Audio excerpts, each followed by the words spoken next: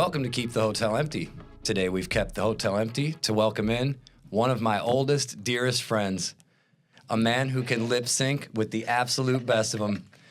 Audio engineer, musician, and just hell of individual, Tristan TJ Wallace. Tristan, welcome, my brother.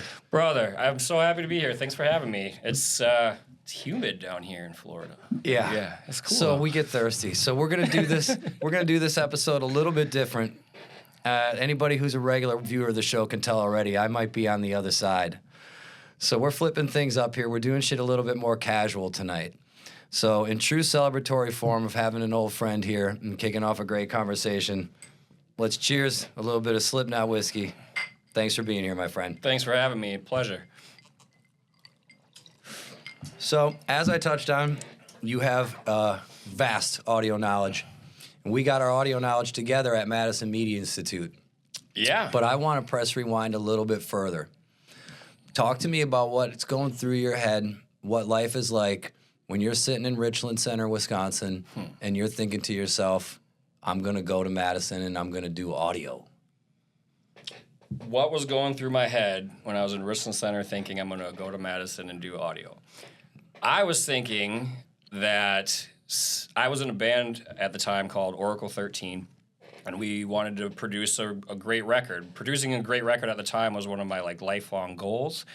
And I looked into what real studios cost, and then I saw this school that had a real studio in it. And I did the math, and I realized that I could get a diploma, an education, tuition, and free studio time for less money than just paying for the studio time. So I took the tuition option, and essentially I just came up there because I wanted to work in the studio. I wanted the ability to have that gear accessible and work in a studio and not have to pay for it. So So it wasn't necessarily this is going to be my career, this is going to be my life. At the time, I wanted to be a musician. I think that's how most of us all start out, right? I was just going to say, I think I know that tune. You're playing around your plastic guitar in your bedroom as a child and thinking I'm going to be a rock star someday. And as some people, really build on that and you go into it and you practice and you really take it to the next level. And at that point, at 17 years old, that's what I really wanted to do. I thought the potential was there. I felt that I was good. I also felt like I was surrounded with a lot of good individuals, so it was doable. I just didn't know what avenues I needed to take to make it happen. And seeing that school as an option and knowing that would help me with networking, meeting more people of common interest, and then again, just saving the money on having the ability to record my own art at school. Right. That was it. It was a tempting scenario. It was. So when you first got there and you start hitting the ground and you seen what this is like, did I guess some of this story I know and some of it I don't want to try to elicit, but at what point in schooling do you start to think maybe, hey, I'm not going to be a band guy, maybe I'm going to be able to do more with this? Because I think, like you said, a lot of us got into this because we were musicians. But at one point it hits you, wait a minute, being a musician is a really tiny piece of this pie. I can do all these other things. When does that start to hit you? That hit me, and you were there when that hit me. It was our studio engineering class of first semester. The first time I put my hands on an actual SSL console. The first time I touched that, like you said, we all do this, we want to be musicians or wanted to be musicians, but the competition in that world is so big and so vast, and at that age, you always are kind of, have this mentality of I'm so good at what I do because you're learning and it's exciting and you haven't met the people who are actually really good, And so at that moment I realized here's a niche that not a lot of people understand. And here's this intimidating giant board full of fucking knobs. Right. And then the first time somebody broke it down and it clicked is I now know how to operate every single part of this giant, intimidating desk. I don't know any other fucking guitar players that can do that. Right. Yeah, that was way rare at that time. Right. And so I'm just well, I could probably make money doing music with this in the meantime, while I'm doing my little band thing, you're still not ready to give up on that, Yeah, right? Of course. And slowly that just dies, and you decide like making money is more important, or making money doing something you love is more important. Right. So yeah, I think that was genuinely it. Was sitting in that room with that desk and just being like, it just clicked. Like, holy shit, I can do this. And I can be good at this. And there is some power to sitting behind a real large format console and just feeling the music come off it. It's like, whoa, daddy. Name any big producer, artist, engineer ever where there's not one picture of them somewhere next to a giant desk. Yeah. Just looking like mean mugging, it's a flex. It is. And I'm just going to totally shift gears here since we're totally doing this one off the cuff. So here's one thing that's hit me lately. I want to talk about audio quality, because when you're sitting in front of a desk and you're hearing the source audio, the recorded audio come back to you, that's really the only time you ever hear the music in that form. Once it's a CD or a vinyl or whatever. Vinyl, I guess, is analogous as we can possibly be, but music never sounds the way after the fact that it does in the studio, right? This is the thing that we're always kind of chasing. So I, like most people, for the last couple of years, I've been listening to almost exclusively streaming music. I've just been lazy with my records, and my cassette player wasn't even plugged in, and power of convenience got me listening to streaming shit, right? So I got Songs for the Deaf on vinyl, an album that came out when we were in college, and I remember listening to that one to death. Oh, my God. The drums on that record. Oh, man. It's killer. It's killer. Right. But I'd, for so many years, been listening to this streaming one, right? I put on the record, and when the first song drops in and those drums kick in right away, I literally out loud said to myself, whoa. It's like, whoa, that sounds like that. What do you think now about the art of making music and doing all these engineering things, knowing that what most people hear is never going to translate what you did? That is a loaded question. I think that's a great question. I guess taking a few steps back is like it never sounds the same as it does in the studio. That reminds me of, remember Bob Brady, one of our professors at school. Yep. He once gave this lecture, and in that lecture there was a quote from him. He said, great recording starts with great emotion. And somebody writes a song because they feel a certain way. You're sad, you're happy, you have to express yourself. That's why we write music. You get the music out, and to translate the way that artist felt when they wrote that song and still have a listener feel that exact same emotion as it's coming back through a recording is the ultimate goal. Regardless of how it sounds, it's transferring the concept of like, what are we writing about? What are we talking about? Why are we even doing this? Good point. Right? So I think it starts there. The next thing is, it's biased, it's relative. Everyone hears things differently. Everyone sees things and absorbs things differently. So yeah, it may sound different to you. It might sound different to him or me, it's circumstantial. But I think what is interesting is, like, just trying to figure out, careful with my words here, how do I say this? Yeah, if you can translate the emotion you wrote to the listener when you hear it back, that is the ultimate goal. But there's also, like, what's more important, the player or the listener? What's more, right? What is the priority there? And my favorite answer I've ever heard to that question was, the player is the first listener. Right? I was going to say that's why you hire a producer. So again, it's circumstantial. Do you like what you're playing? Do other people like what you're playing? Do you give a shit? What's the motivation behind it? Are you doing it because you like writing music? Do you like playing music? Or are you just another asshole that wants to be famous? Well, that's kind of the thing that I'm thinking.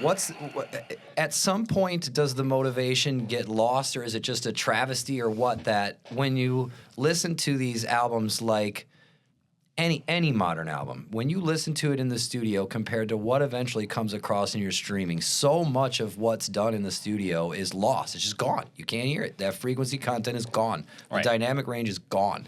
How motivated can you be to make a killer filet mignon if everybody thinks your McDonald's is fucking awesome? It goes back to, like, you know, we've been talking literally since I got here, like, nonstop about this exact same stuff, which I love how we can pick that up after 20-some years. That's so rad. But, yeah, you know, like I said, I just spent an entire month tediously, like, living in my studio. I'll get up, make my coffee, take the coffee in the lab, mix. Go out to the kitchen and make lunch, bring the lunch in the lab, eat it while I'm mixing. Go to work, mix all day at work, come home for lunch break, get in a good 20-minute session during my lunch break, back to work, back to mixing after work. You know, I did this for an entire month straight. Like, gave up on my hygiene, grew my beard out. I'm just fucking, the only thing I was motivated was this. I'm talking to Sarah, and she was just like, you know, this is a lot of effort. And I'm like, yeah, and just think, like, I can put all this time and all this work and all this energy into this one thing, and what I'm going to get in return is some random guy going, yeah, sounds pretty good. Yeah. That's what I get for all that effort. It's art, man. Like, get with the program. You're gonna like it is what it is. Like, you take it for how it is. You receive it. Again, like, look at this painting. Yeah. Like, you probably perceive this painting differently than I would. You know, and the artist who did this may be unhappy with it. Like, well, when it was in my studio, it looked better. You know, and it all comes down to just a circumstantial bias of how you view, hear, absorb, take things in. So then now let's pick up this line a little bit where we were. Towards the end of MMI, we've now taken in a lot. We know studio pretty well. We've got good live background. When you get out of school and you've got option to work in the studio, on the stage, you could have kept trying to be a musician if you want to. Where's your head at now that you're loaded with this knowledge? Broke. I graduated college and did not go into a job immediately. I actually spent the next 2 years post-graduation as a forklift driver, driving forklifts, third shift. You probably remember. Mm-hmm. Yeah. That's right. I do remember I was miserable. I was working at a factory. I felt that I did all of this and it was going to be a big waste of money. Band broke up. Now I don't have a band. I don't have my studio session. The only mixing and recording and stuff I was doing was our little projects around my house, your apartment, whatever. And then I ended up randomly meeting this guy named Ian Pesh. Super random encounter. And he owned this club called Big E's Beach Club. Oh, right.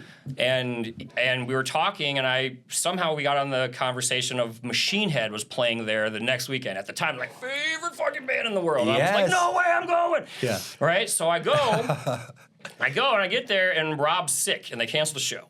So there was no show. We just have a big barbecue outside with all the bands. They all showed up, and the crowd showed up, but we didn't actually have a performance. And I started broing down with everybody, and Ian and I get to talking, and I was like, I would love to spend more time here and help you guys out, get this place going. It was still really new.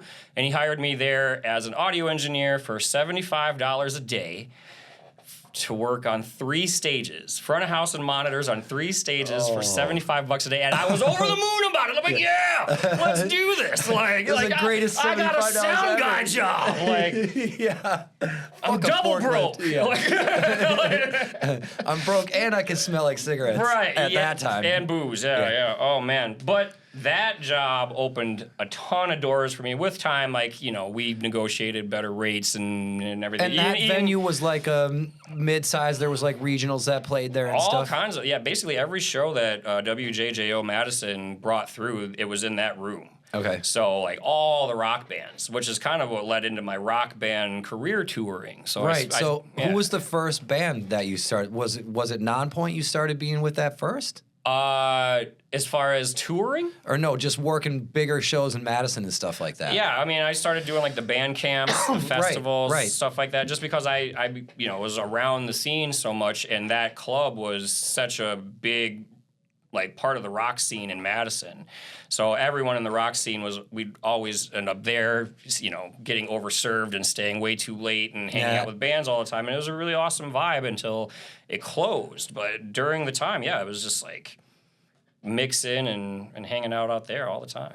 So how did those regional gigs parlay into you first getting on the road? So so it started with Kitty, the all-female heavy metal band from the early 90s. Yeah, I love They had Kitty. that Spit. They're releasing an They album. still sound great Yeah, now. they just did one of the big festivals. Sick New World. Yeah, that's it. Yeah. I heard they're doing some cool things, so good. Yeah.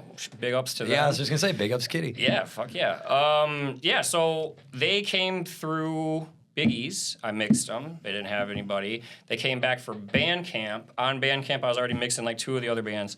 And I was not, in my opinion, looking back, not very good at this point. But I was pretty good at like being personal with people and just being like, well, if you feel comfortable with me doing it, I'll do it. And I'd just take whatever you pay me. I just wanted the in. Right. So they were at this festival, and I was already mixing other bands on. We met up in catering, and I'm like, oh, where's your engineer? Like, I was helping with the install of the PA and give him some pointers. Like, oh, we don't have anybody. I'm like, you want me to do it? And they're like, please. So Dave Lander, so Morgan and Mercedes are sisters. Their dad was their manager. He passed a while back. But, so he basically kind of sought me out and was like, yeah, mix them. Thank you much. Super grateful. Super great guy. Very cool. I didn't think there was anything going to become of it. And then like 6 months later, he called me out of the blue and asked if I'd be available to go down to South America for a week.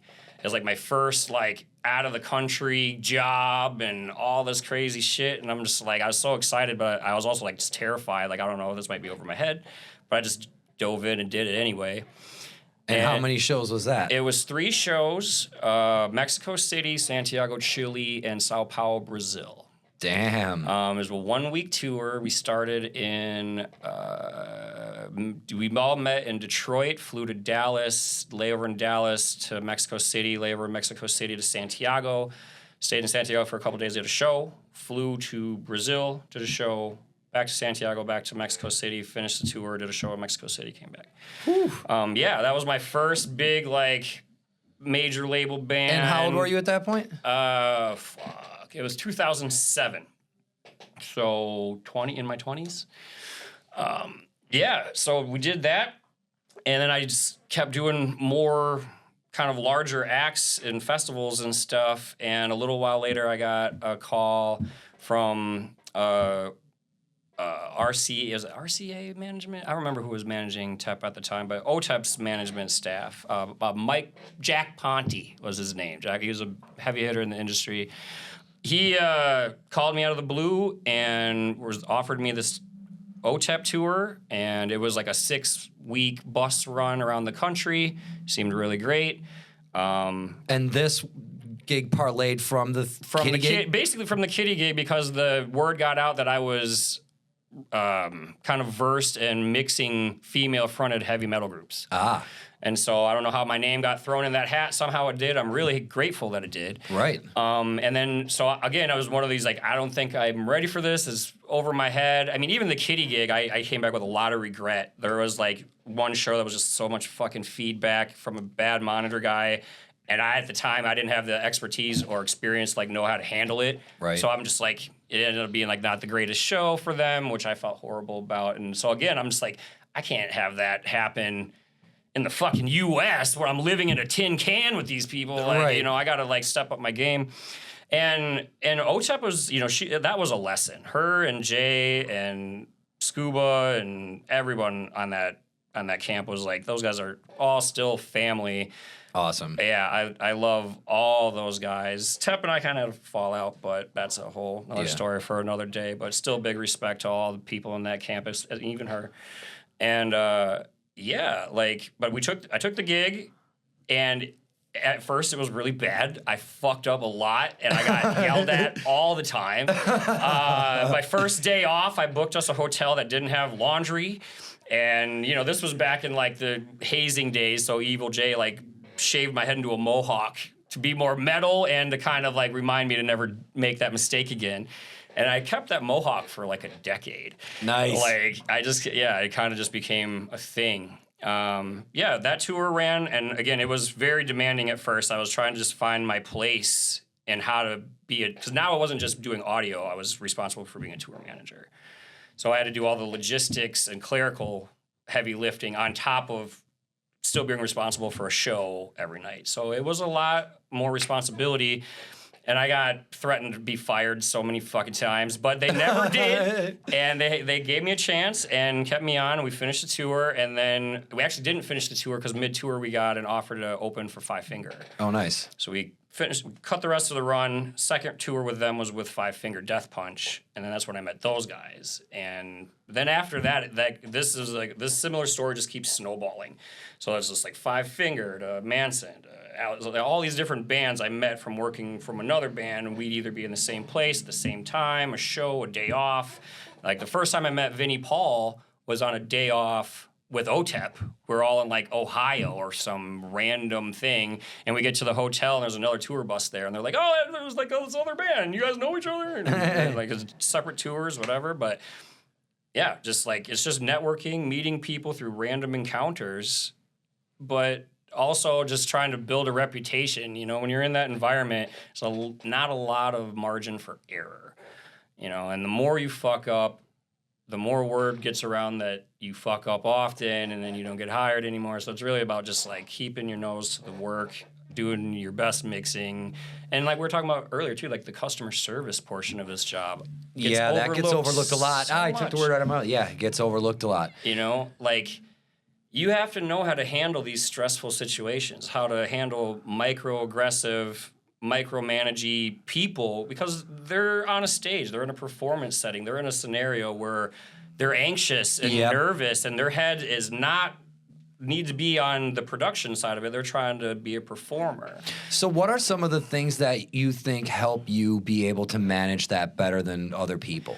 Getting your head out of your ass and realizing your role of what you're supposed to be doing. Do your fucking job. Like my role in this performance is to make the person on stage look as great as possible.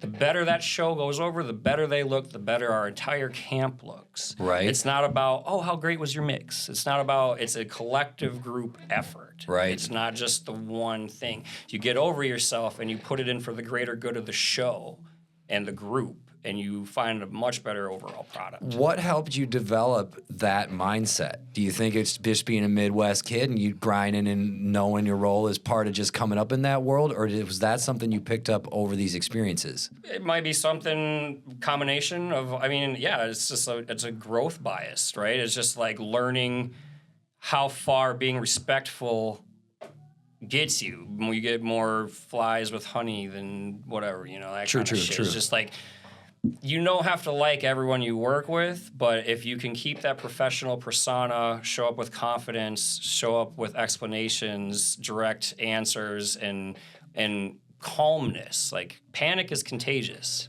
So is calm. You can stay calm and stay cool when someone's losing their shit and not, like, join suit. The shit loss. Usually, you'll find them start to level back down to your plane if you can keep calm while they're going crazy, but it's all circumstantial. Again, different people respond different ways to anxiety, stress, nerves. Some people, it seems like they don't even have them.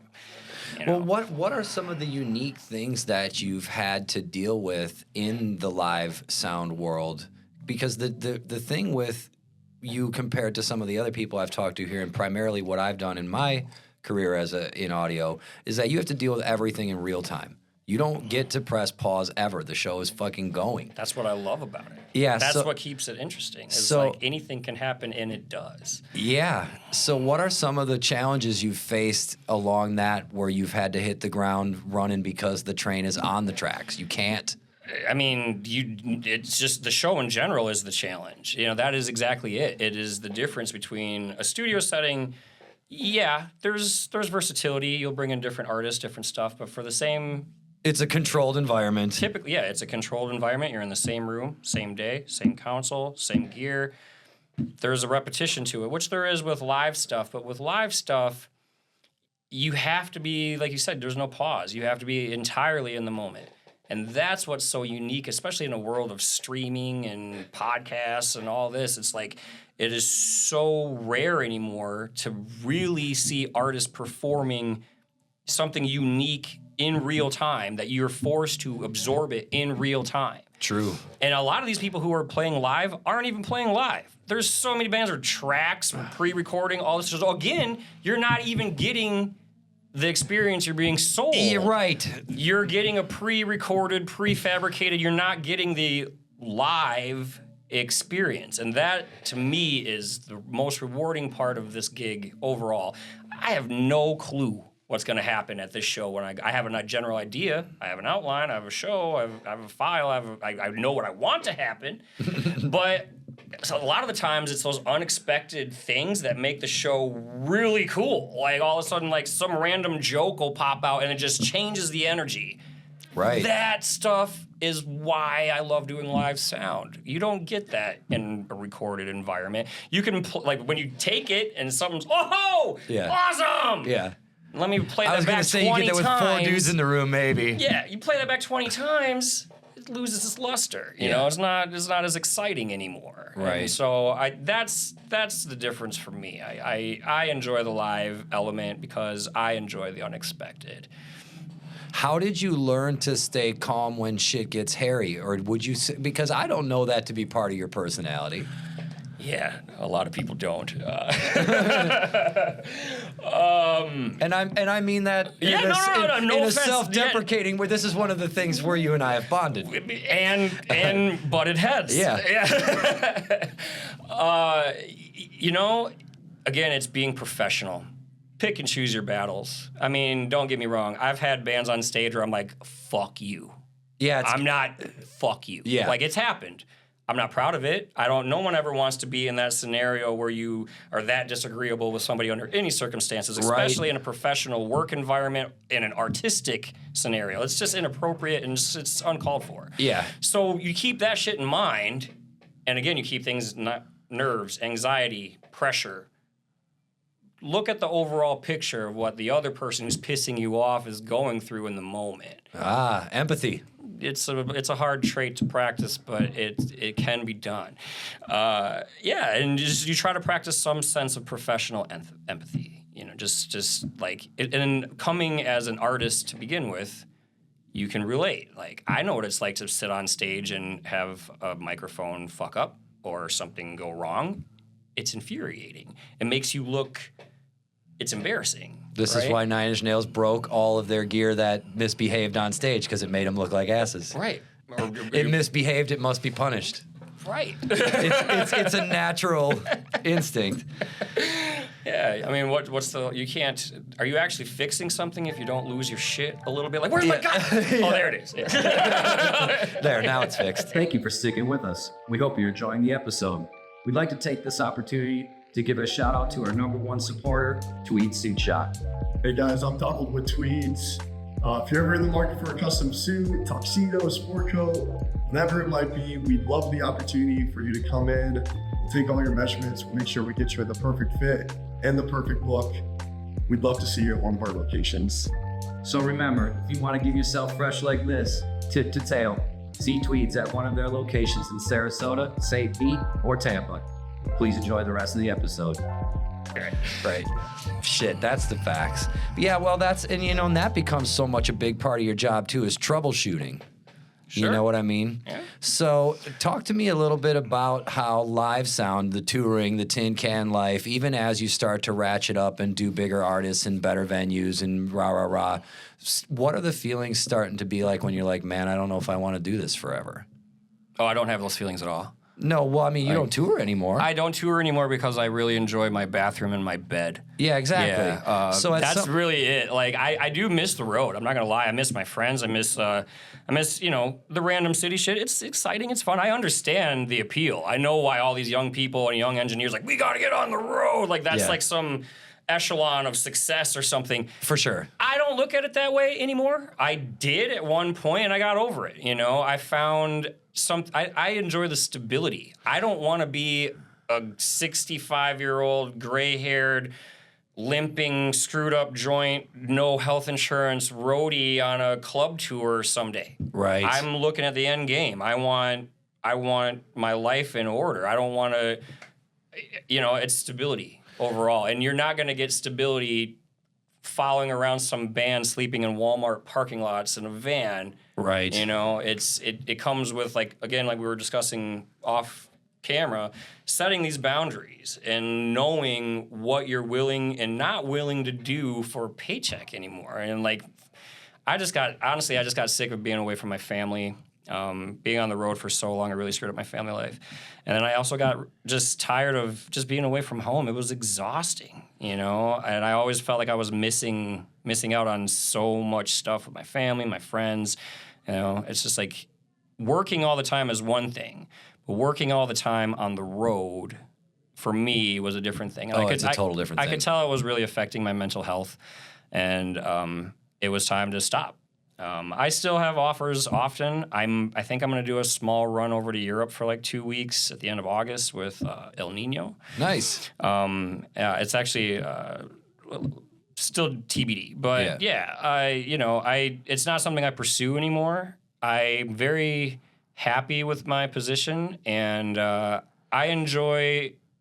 still get all the versatility I did with the road, but I get the stability of getting to come to my own home every night, and I can shut it off. When you're a tour manager in a bus, 2 a.m, 3 a.m, 5 a.m, you slept an hour, it doesn't matter. Like, something's wrong, you're the person in charge, you got to handle it now.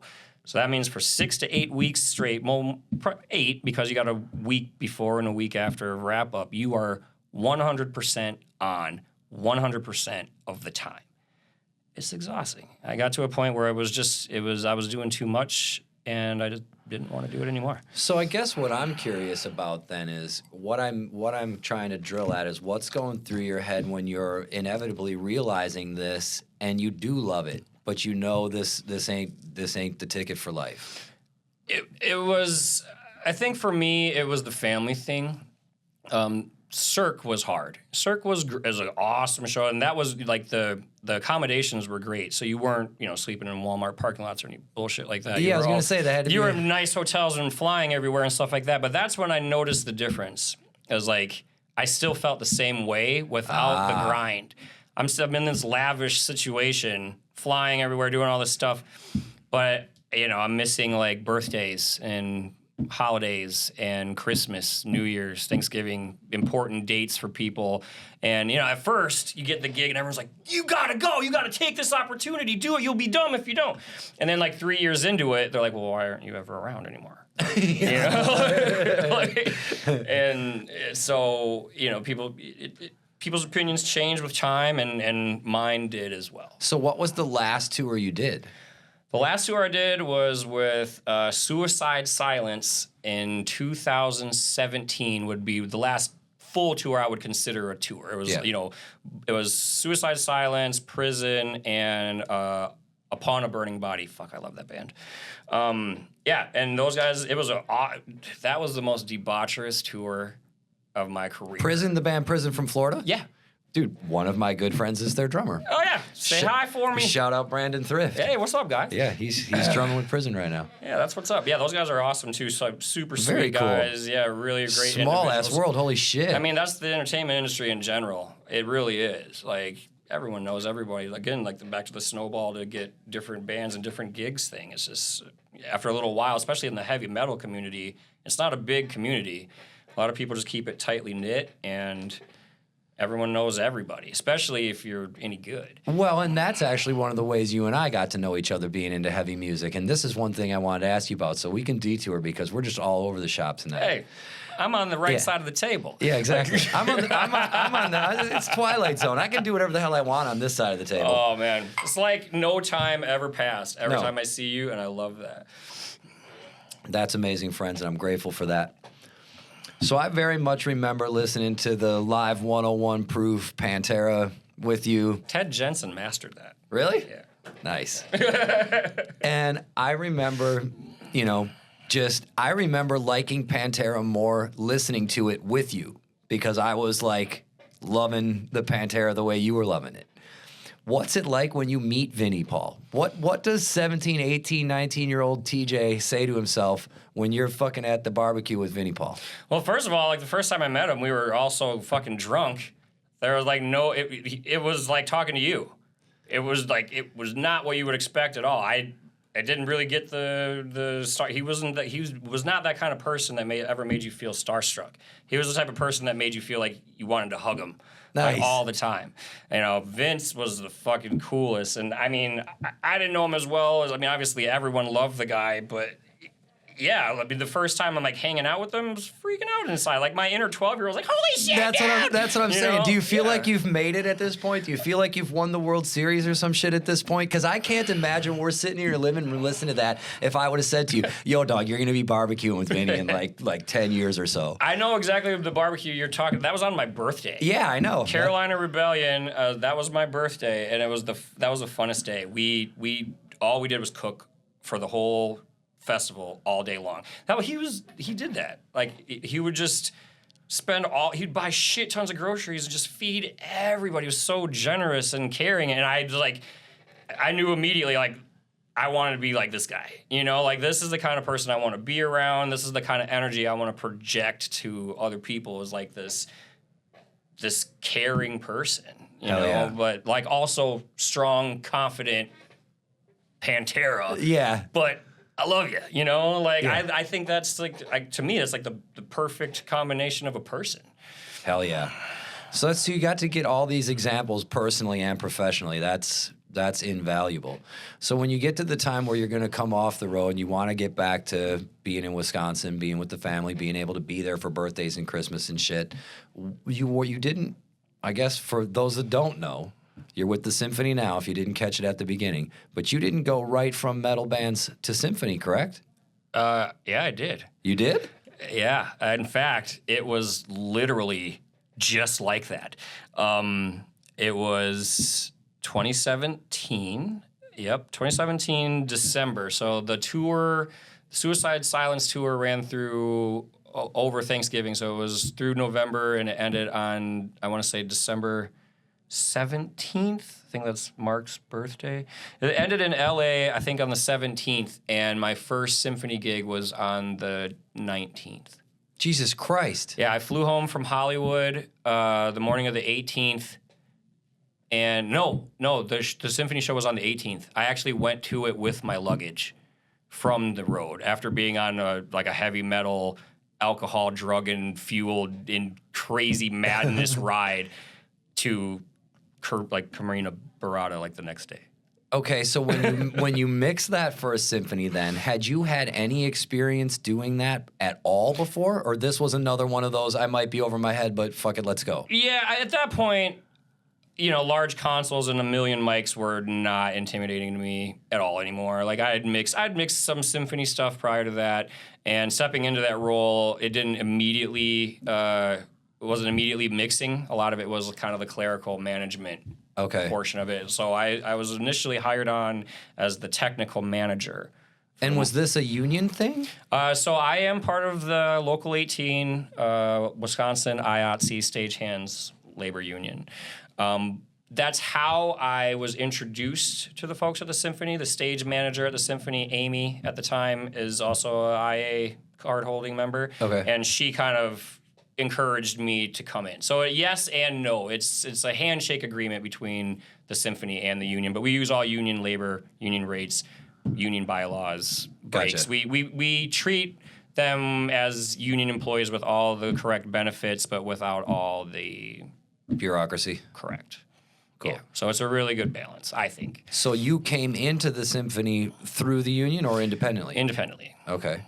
So first gig, you're like, I got my luggage here. I'm fresh off the road. What is that night like? I was so hungover and exhausted, and just again, I just been on the road for 6 weeks. Just to give you some context here, as a manager, the shit on that tour that I was dealing with, the TV in the front lounge got busted 4 times in 6 weeks, completely shattered in the bus. That's just the tip of the iceberg. There was so much madness going on all the time, which is another reason I love that band, because they're just fucking party animals. But one of my favorite posts I ever did was the following December. It was the last, because the Suicide Silence gig was my last mix of the year of 2017. 2018, my last mix of the year was MSO performing Messiah in a cathedral in this massive church. Jesus. So I did an A-B of the 2 videos of the 2. And A was Suicide Silence on stage at the Whiskey starting the stage on fire. Stage is on fire. They're throwing the drums into the audience. Complete debauchery, end of the road kind of shit. To hallelujah. Like, you know, it's a drastic shift. And again, this was another position in my career where I was like, fuck, I like really have to find my place again. Right. Like now, like I'm coming in as this, you know, heavy metal guy, road dog thing, very abrasive, lot of bad words coming out of my mouth. Not exactly a symphony-rounded individual at the moment. And it was just like, yeah, just trying to, where do I fit in with this? How can I still maintain like being myself and fit into this entity and the nomenclature and the environment that is an orchestra. Right. Because it is obviously drastically different. Right. But it kicks into that gear of like going back to that professionalism. Is just you kick into that mode of like, you know what, like this is what I want. This is what I want to do. I've done all this shit to this point to get here, so put the pride and the attitude aside and like look at what's important and be the most professional version of yourself that you can. But I say of yourself because be a professional version, but don't be a phony. Don't be an actor. Don't be because no one ever respects that. And it's just not our way. It doesn't last long. It's not a sustainable thing at all. So, okay, you get into the symphony and you're mixing this first gig. Did you start thinking that did it seem like this was going to be home right away? How long did it take you to transition into maybe I'm not going back on tour? Yeah, I mean, I don't know. I still struggle with it. I was going to say, or are you still there? Yeah, I kind of still am there. Like, I mean, the offers still keep coming in. If the right one came about and it works out with my schedule, like this thing I'm potentially going to do in August, maybe, then cool. You know, if it's something that I feel like I get to, the cool thing about where I'm at in my career now is I can pick what I want to do. Like if I want the gig, I'll go for it. If a gig comes across my table that I don't care to do, I don't have to do it. Because, well, talk to me a little bit about how the symphony schedule works. Okay, so the symphony schedule runs from September to June, and then the orchestra members are off contract for July and August.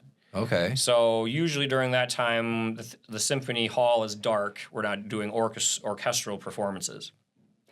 But we do like rentals, maintenance, stuff like that. But for the most part, where it's a little slower, and that's when I'll go do Summerfest, right, German Fest, like all my other outdoor gigs and other extracurricular activities. Right.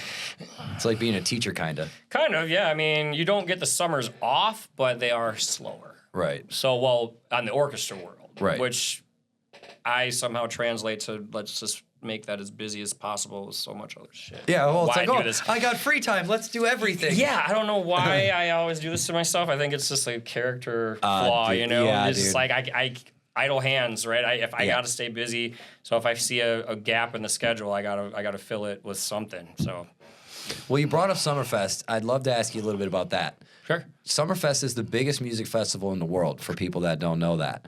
Most bands, longest time. Summerfest is a unique entity unto itself. Yeah. Talk to me about the first time you start working at Summerfest. Was this an oh shit moment, or was this kind of like... I wanted it. I wanted that one for a while. I wanted that one before I did it. And it's another one of those circumstances where it's like, be careful what you wish for. Right. Because, yeah, I all my favorite engineers, especially my favorite local engineers, Brian Miller, Jeff Hamilton,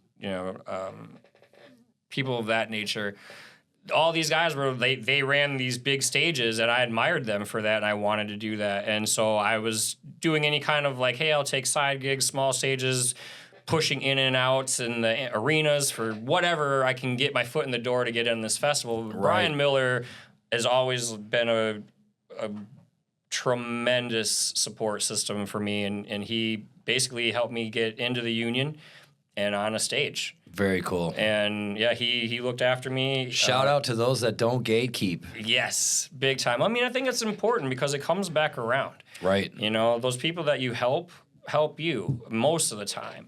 But you got to be careful with that too. Like, you start getting your shit together, like, things are going to drag you down. People are going to try to drag you down. And that doesn't always come up as, like, somebody shit talking to your face. Right. Like, oh, you suck at this.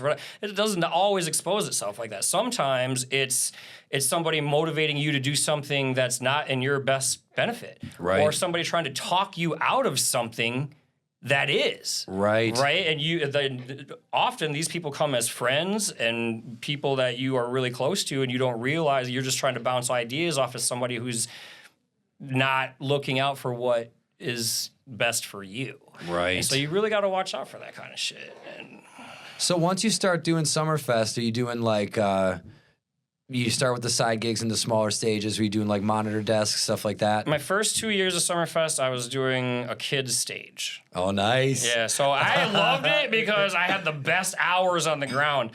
At the time, Summerfest was 11 days straight, which was a endurance competition. Oh my God. It was 11 days in a row of 18 to 19 hour days consecutively. No breaks, straight through, 2 to 3 hours of sleep max a night for almost 2 weeks And straight. music going constant. I mean, you at the end you're delirious. It's like tripping or something. You're not there. Like it's just you're just motor function. This is why I can't do live sound. The hours are rough sometimes. Yeah, so my first year I was doing this kids stage, which I loved it because the hours are awesome. I came in, everyone was in at like 6 and 7. I showed up at like 10 or 11. And then I was done at like 8 and everyone else was done at like 2 a.m. So, but I also got like double dipped because my stage schedule was so lenient. They would like make me go help with like loadout for like the big, like I'd go work for KISS or Whatever's at the Tom amphitheater. Petty or whatever, pushing their cases out at the end of the day or something like that. But after 2 years of that, I got bumped to rock stage. And the reason they moved me to rock stage is because I had a mohawk. Nice. That's the only reason I got moved to rock stage. Haircut coming in clutch. Again, like, that all you needed to do was fuck up a day off and Set comes the part rest of your life in motion. personality. So they're like, yeah, Tristan's got a mohawk. He'd be great down there. He knows all the rock guys. Stick him down there. No, hey, would you want to do this? Nothing, because it was a union gig. Right. It's, hey, kid, you're over here now. Yeah. Now it's kind of like baseball semantics. It's just like, you got traded, dude. You're on stage, you line. Yeah. So I went up there and I've been there ever since, and that was 18 years ago. Holy shit. 2007, 17 years ago. Yeah. I've been doing Summerfest. That's crazy, man. But yeah, I've been on that stage ever since, and I love it. I mean, it's a cool gig. This year, there's a few artists that they just released it, so I don't have it all memorized, but there was a couple that really stood out to me. One in particular is In Vogue. Yeah? I'm doing In Vogue this No year. way. Never gonna get it. Oh my God. That's awesome, dude. I know. That's awesome. But at that gig, I have mixed some extraordinary artists that otherwise would never have. Like last year I did Smokey Robinson. Oh, cool. Like 2 years before that I did the Spinners. I mean, Old school talent. But dude, I mean, these guys, you get to see that firsthand is a whole different thing. Like we said, these days, all this playback, all this lip sync, all this, and yeah. Well, that's where your professionalism word comes in. Those cats are professionals to the T.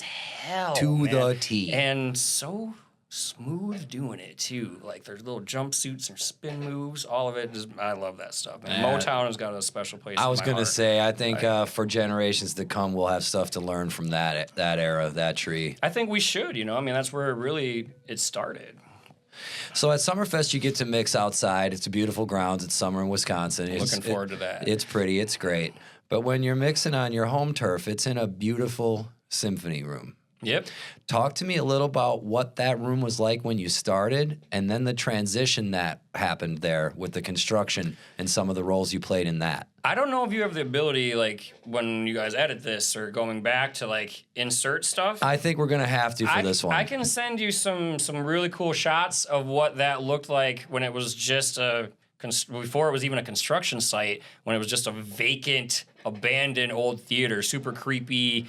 like old haunted theater vibes. It's Yeah, awesome. so give me some of the background of this, because it wasn't really a construction project. It was a renovation. Correct. It was a renovation. So the building, I guess I could look this up. Edit this, make me sound smart. I think it was 1920s. I forget the year that the place was built, but when it was built as a movie palace, and it's just like this old-fashioned movie theater. The stage itself was about as deep as this table, maybe less, because there's no stage. It was just a movie screen up to the wall. Right. All right. So that whole area, there was no stage. So the staging area, backstage, all that was the addition. Well, the larger part of the addition. Okay. So because of historic preservation situations, you couldn't remove or demolish anything. You have to preserve all the original elements of the building. So we had to keep the back wall, had to remain the back wall. But right now, the back wall is 3 feet from the front of the stage. So we moved the back wall all the way out into the middle of 2nd Street. But we had to detach it from the building and move it. That's so wild. And there's this massive, it made everyone so nervous of like, if this thing falls, what's this going to do to the project? You know, like the construction company, C.D. Smith, that actually did the move, they did such a phenomenal. They're from my hometown. Shout out C.D. Smith, Fond du Lac, Wisconsin, baby. Also a really, really great organization. But yeah, they did a tremendous job with the building. I'd love to have you over. Oh, dude, I'm sometime. coming. Yeah, I'm coming. Come visit. Yeah, I'd love to have you. So you end up basically making this old room, a new room, bigger. Yeah. Essentially, for the most part, yeah, it's an old movie theater, which we turned into a concert hall.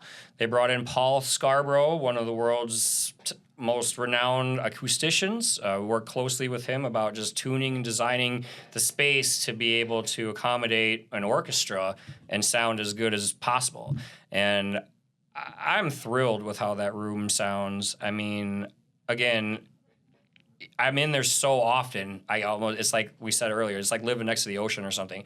You see this, you're in the space, it's so beautiful, so immaculate, so awesome, but you see it so much, it's almost like you covet it. Like you just kind of like you almost take it for granted. You forget, because you're always looking at it. But then to have somebody else go, look at this space, it's like, yes, like it's humbling to be reminded that I do have the privilege to be in that spot. So talk to me a little bit about how much the space plays into your engineering when you're mixing. Tremendously. So the entire room is adaptable and acoustically customizable. There's curtains that deploy in different areas, baffling that moves, lifts that can be adjusted to different ways to accommodate the application of what's being done on stage. So if we have an orchestra on stage, or we do host like bands. You had Violent Femmes there, yeah? Yeah, we just had Violent Femmes. We had Tori Amos. I know you're a big Tori fan. So we host that as an event space also. So depending on what's going on in the space, we treat the room accordingly. So if it's like a loud concert, like the Femmes or something where it's amplified and there's a lot going on, we'll deploy more baffling, more absorption, stuff like that. If there's not, like it's a classics performance or Brahms, Beethoven, something where there's no amplification and it's all just the acoustic instruments filling the space, we'll get rid of all the baffling and absorption and make the room more vibrant and reverberate so the sound carries naturally. But how do you handle that? This might be a little nerdy for some of our audience, but I'm going to go there. How do you handle that when you've got that? What is the live mic count situation like that? Or are you trying to make it so the room is amplifying mainly? It's circumstantial. Here, a good way to explain this would be, okay, the orchestra alone with zero amplification in this room sounds fantastic. I bet. It's great. But sometimes there's a need for it. You have some singers. Or a good one is like our orchestra to film services. Mm-hmm. So like if we're doing a movie and the orchestra's playing the score, I need to have enough amplification to the orchestra to blend with those dialogue tracks to make it sound like a cohesive audio source. So it sounds like the movie you're used to seeing. Right. You know, the idea is you're watching the orchestra play it, But if we're doing it right, you kind of get engulfed in the screen and you almost forget That the there's music a is live live. orchestra playing the score to the film you're seeing. That's very cool. I'd love to see that. Those are some, and being a big movie fan, those are some of my favorite Right. ones to mix. And those also are like the nerdiest ones and the higher tech, heavy ones, because they get the cool consoles. We mic everything. It's a lot more. So how do you involved. handle that when everything is mic'd in a reverberant room like that? Control? It's all about control and.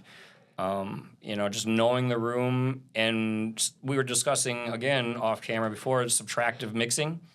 Again, for our less audio tech savvy people, a lot of the time, if a common mistake or a common practice, if you're trying to, let's say you're mixing a band and you want to turn up guitar, you grab your fader and you push it up.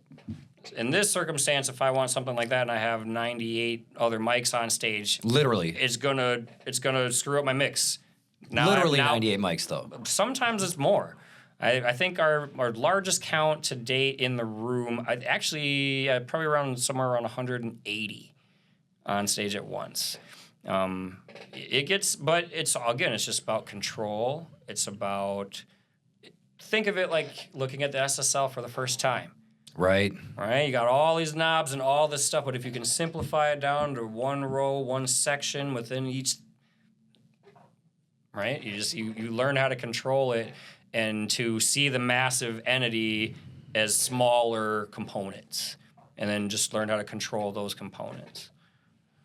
So right now, you've gotten to the point where you've gotten this symphony thing pretty well under your belt, pretty well in control. You got a good environment to do it in. Yeah. And if not, we're not telling anybody. I'm doing my best. Yeah, right. You've done the live band thing in clubs, outside. Right now, you're getting ready to put out another record with your band American Progress, right? Woohoo! Yes, Yeah. I just finished it. We just finished it this week. Like I said, I've been mixing my ass off on this thing, and we just got the masters back yesterday. So I'm just doing the approvals on that, and we have a record to push pretty soon. So I can't talk too much about it because No. we haven't. But We'll definitely have links to it and everything. American Progress coming this summer. So let me ask you, though, the reason why I bring it up is, of all of these things you've been able to do, can you pick a favorite? Is playing music still your favorite? It's just that can't be your job? Or did engineering become so awesome now that it's like you're doing it in a symphony setting, which is about as fun as it can be, I imagine? I mean, you Is got it fun? Yeah, I mean, every job. you got can such fun. an awesome environment and excellent players, and it's not a smoke-filled shitty club. So, just to kind of break that into two questions, then, like if there's one that stands out as like a great, like your favorite or whatever, this reminds me of a conversation that I had with a close friend of mine, Aaron Nordstrom. Aaron sings for a band called Gemini Syndrome. A while back, we had this conversation about growth within your career. Mm-hmm. All right, like we all grow. Everyone, being inspired to grow is inspirational. Right. All right, Amen to that. right, and our whole thing was like plateaus. We were talking about like, well, you get to this point in your career and you go, what's ever going to top this? Mm-hmm. You land a job that's like that money you've been wanting forever. It's like, well, okay. Now what? And like you said, it's like, was this when you thought you made it or whatever? Yeah. I still don't think I fucking made it. No, well, yeah, no. But But I what's mean, made it? Well, it's every time you hit one of those plateau moments. Right. It's whether or not you can look at that as a plateau or you start to rest. Well, it's all, yeah, exactly. It's how do you view that plateau? Do you Right. view that plateau as this is the peak, Right. or is this a step? No. Well, I already Right. know because I know you. The idea once you hit a mountaintop is to find a taller mountaintop. That's me. Yeah. This. In the That's really well said. Yeah. In the words of the Mandalorian, this is the way. Right, I mean, right. I already know this. Yeah, Bus Daddy used to say it all the time. He's like, don't leave your mark, leave a dent. There you like, go. Like, make sure it's memorable. Like, go for it. Like, do that shit, man. So do you feel that you've made a dent in each one of your little things, whether or not it's making music, producing music, or engineering? Or do you feel like you still want to dent all three? I love that we're calling it like, did you make a dent in this? Well, Yeah. certain people in each program would probably say, yeah, I made a dent. Well, no, I mean by your own personal account. I think as you sort of look back at the abacus of your life. I don't really think about it like that, to be honest with you. Like, I mean, yeah, I think that's a good way to approach it. Like, try to make your mark, but don't make that the focus. Right. It's not all about like, hey, remember me. Yeah. I want it to be like, remember this awesome thing that I did. Like, oh, dude, that thing that was like, that's where it comes. Like, it's not about being selfish or arrogant or egotistical. No, it's more or less like, it's the art. No, I portion of it. mean more at the end of the day when no one can listen, when you have to say to yourself, this was the part that really fucking felt awesome to me. Yeah, dude. What's incredible about that is it keeps happening. Amen to that. You know, it's like every time, and this was what I was circling back to my mention of the conversation with Aaron, is that's where we're at. We're like, you get to this plateau and you're like, this is what I've been working for. Like, how can it get better than this? Like, this is awesome. This is so good. But hopefully, and most of the time inevitably, that can snowball to like, well, what if? And then you realize, yeah, there's another mountain to climb and a new goal to tackle. Well, you have definitely ridden some snowballs in your life, my friend. Thanks, yeah. Thanks for noticing. I've noticed. Has there ever been a point, and I know you said, you know, when you took this OTEP gig or the first Kitty gig, it was terrifying or whatever. Has there ever been a point where you've really considered pumping the brakes? Or have you always been, I don't care if it scares me, I'll show up hungover and do this gig? Yeah, it's more the latter. It really, I don't care if it scares me kind of thing. I'd rather... Because this is a thing that people struggle with. The pain of failure is not nearly as strong as the pain of regret. You know, I would rather dare to fail and try and fall on my fucking face than have those like 2 a.m. anxiety moments where I wake up in bed going, why didn't I just give it a shot? Why? You know? I would much rather go, I embarrassed myself than didn't try. Well, life is a risky business, they tell me. I don't think I'm getting out of here alive. Nobody is. Nobody is. Oh, shit. Well, let's try to get you out of here on something fun. Something fun, huh? Unless I'm missing something. I'm just kind of looking at some notes. When I was flying in today, I was really excited to see you. I was going to say, I mean, dude, we've got so much catching up to do. It's silly. I think it's cool that we're doing it on this platform. Like, no it was kidding. like, if you guys could have seen us before we started filming this, literally since I got off the plane, I don't think either one of us has stopped talking. Yeah. And there was points in the day where like, we should just like, and talk about this when the cameras are on. Yeah. We've already done 2 podcasts today. Yeah, 4 probably. Yeah. Yeah, I don't know. Something fun. Oh, Yeah, go ahead. I was going to say, if you could pick something to do, either a movie to have in the symphony or a band that you could work with at Summerfest or go on the road, at this point, since you've already had some of your dream gigs and you've already met some of your people that you've really looked up to, is there something still left on that list? Is there like a talent or an artist that I'd like to work with that I haven't? Like one of your favorite horror movies to do at the symphony? Yeah, I don't even know where to start with that one. Something that would make you feel like super re-energized all over again? I would like to do an American Progress show with the symphony. Oh, that'd be cool. Yeah. Well, you had some experience with that, didn't you? Yeah, somewhat. I mean, but nothing like that. Like my band, my rock band, and my professional life are I keep them like crazy separate. Well, I'm going to deviate just a little bit from rounding it up though. What was the score with you going out to San Francisco when Metallica did the second symphony thing? Oh man. Okay, that actually is one of like the cooler moments in the career. So Yeah, crazy thing. So I got the invite to be able to go to that, which alone to me just like I got the news at like 2 a.m. I was up and I was working on something. I just remember being in front of my computer and getting the message and just be like, like, holy shit. Yeah, that's a fangirl moment. Yeah. I've been a Metallica fan since I was born. Yeah. So that was huge. And to be able to like do the step and repeat, the red carpet, the full intro, and it was the grand opening of the Chase Center, the Warriors Arena. Right. So that was, man. Yeah, that was a very memorable day. I got to sit with Big Mick at front of house and watch him do his thing, which is that guy... Rest in peace, was a fucking amazing live audio engineer, one of the best that ever did it.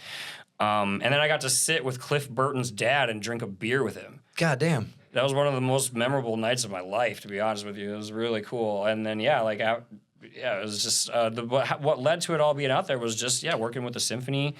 One of our percussionists, our principal percussionist, Rob, he was on sabbatical performing with the SFO. Damn. So he was performing with the San Francisco Symphony, and Metallica was just the pop show at the time, and it all just kind of came together that way. So, I flew out there, and even one step up from that, just to make this the biggest fangirl trip I've ever taken, our recording engineer for the symphony, Jeremy, hooked me up with one of his previous colleagues who works at Skywalker Ranch. Oh. And I got to go to Skywalker Ranch. The NDA to get in was like this thick, so I can't talk about too much of it. Yeah. But going in there was unreal. And just to see this studio where they made... their soundstage is unbelievable. The video, all of it is on. I mean, that's the place, right? Yeah, the Dredge record, El Cielo, the drums were done on the soundstage there, and it's just fucking unreal. So we sat in George Lucas's private movie theater and watched cuts of Star Wars that were never released from the original 70s. Oh my God. I couldn't have been more like losing my shit. Yeah, guaranteed. Yeah. Guaranteed. I was trying so hard to like be cool. Yeah, like I'm like in Skywalker Ranch in George Lucas's studio, like. Don't take your phone out. Don't fuck this up. Like, oh my God. Yeah, so that was a moment, but that was really cool. And it's just like one of those random opportunities that snowballed into just becoming friends with Rob and becoming friends with some of the folks that were out at the SFO and just them knowing that my heavy metal background and that this would more than likely be something that I was interested in. I didn't ask for that invite. I wasn't expecting it. It just showed up in my inbox in the middle of the night. And if I could have done a backflip, I would have. Oh. Well, that's the fun one. But I guess I'm not going to let you get out of here on the fun one. I'm going to make you get out of here on a little bit deeper one. Oh. Doing what you've done for a career and being in the audio industry, period, is a difficult thing to do. Hanging on for a long period of time is even more difficult. If you could say to either a young engineer coming up now or your young self, what was the number one thing that helped you hang in the game this long and allow you to ride these snowballs so these invites come in your inbox at 2 a.m.? That didn't happen at square one. What advice would I give? What do you think's the number one thing you've been able to parlay that's kept you in the game and kept your snowball rolling forward? Patience and breaks. Rest whenever you can. You're not going to be your best version of yourself. You're not going to be able to produce that level of customer service needed in those stressful environments when you're burned out. So point. having your head right to begin with is a priority. If you can't do that, you can't help yourself, you can't help someone else, and this job is all about helping other people. This is putting your oxygen mask on first. That's right. So I think, that's a big part of it, and overall patience. Just, the ability to stay calm can be so difficult sometimes under any circumstances, life, entertainment, you name it. And,